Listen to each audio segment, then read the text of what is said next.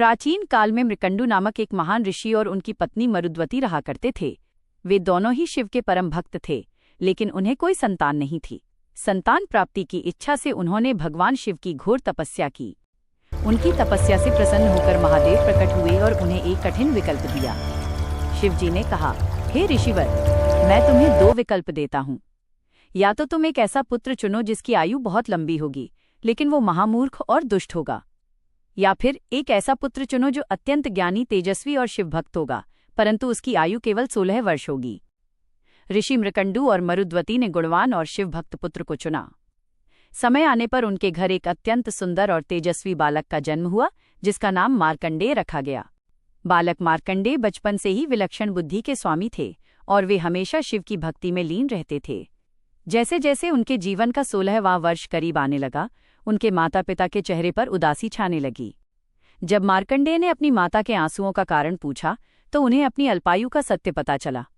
मृत्यु का भयभीत करने वाला सत्य जानकर भी बालक मार्कंडेय घबराए नहीं। उन्होंने अपने माता पिता को सांत्वना दी और कहा, जिसने मुझे जीवन दिया है वही मेरी रक्षा भी करेगा। उन्होंने शिवलिंग की स्थापना की और मृत्यु को टालने के लिए एक महाशक्तिशाली मंत्र की रचना की, जिसे आज हम महामृत्युंजय मंत्र के नाम से जानते हैं। वे दिन रात बिना रुके शिवलिंग के सामने बैठकर इस मंत्र का जाप करने लगे।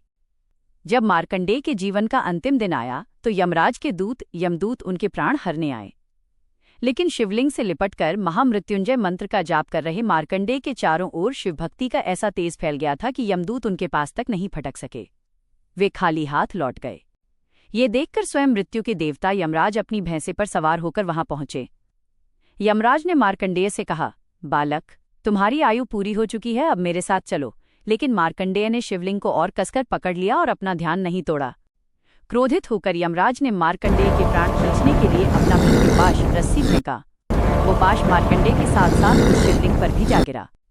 शिवलिंग पर पाश का गिरना भगवान शिव का सीधा अपमान था। उसी क्षण पूरे ब्रह्मांड में एक भयंकर गर्जना हुई।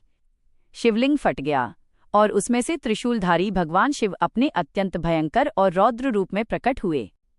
महादेव का यह रूप कालांतक, काल का अंत करने वाला कहलाया और अपने त्रिशूल से यमराज का वध कर दिया। कुछ मृत्यु के देवता स्वयं मृत्यु को प्राप्त हो गए और चारों ओर हाहाकार मच गया। यमराज के बिना सृष्टि का संतुलन बिगड़ने लगा। तब भगवान विष्णु, ब्रह्मा जी और अन्य सभी देवताओं ने आकर भगवान शिव की स्तुति की और उनका क्रोध शांत किया। देवताओं के अनुरोध पर शिवजी ने यमराज को पुनर्जीवित किया, लेकिन एक कड़ी चेतावनी दी, मार्कंडेय मेरा परम भक्त है, आज से ये मृत्यु के नियमों से मुक्त है। भगवान शिव ने मार्कंडेय को गले लगाया और उन्हें चिरंजीवी हवाले होने का वरदान दिया। शिवजी ने यह भी घोषणा की कि जो भी व्यक्ति सच्चे मन से महामृत्युंजय मंत्र का जाप करेगा, उस पर अकाल मृत्यु का कोई प्रभाव नहीं पड़ेगा। कथा का सार। ऋषि मार्कंडेय की यह कथा हमें सिखाती है कि भाग्य और मृत्यु भी अटल नहीं है।